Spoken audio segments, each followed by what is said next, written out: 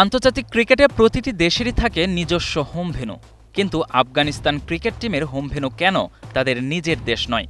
কেন তারা খেলছে আবুধাবিতে?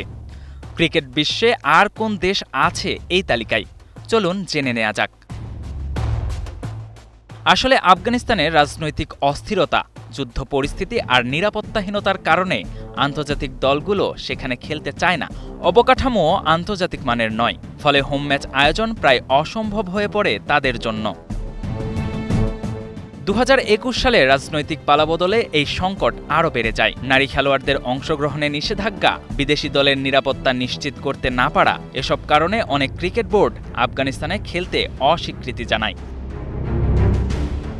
এই অবস্থায় আফগানিস্তান ক্রিকেট বোর্ড 2025 সালে আবুধাবির সঙ্গে 5 বছরের একটি সমঝোতা করে। এর মাধ্যমে আবুধাবি হয়ে ওঠে তাদের দ্বিতীয় ঘর।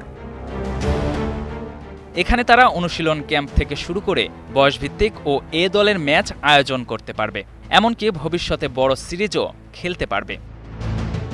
চুক্তির আগে ভারত, শ্রীলঙ্কা আর কাতারে হোম ম্যাচ আয়োজন করেছিল আফগানরা। শুধু আফগানিস্তানই নয়, পাকিস্তানও একই পরিস্থিতির মুখোমুখি হয়েছিল। 2009 সালে লাহোরে শ্রীলঙ্কান দলের বাসে হামলার পর প্রায় 1 দশক তারা সংযুক্ত আরব আমিরাতে নিজেদের হোম ম্যাচ খেলেছে। তাই দেখা যাচ্ছে রাজনৈতিক অস্থিরতা আর নিরাপত্তার কারণে নিজেদের দেশে খেলতে না পারলেও আবুধাবিকে ঘর বানিয়ে টিকে আছে আফগান ক্রিকেটাররা।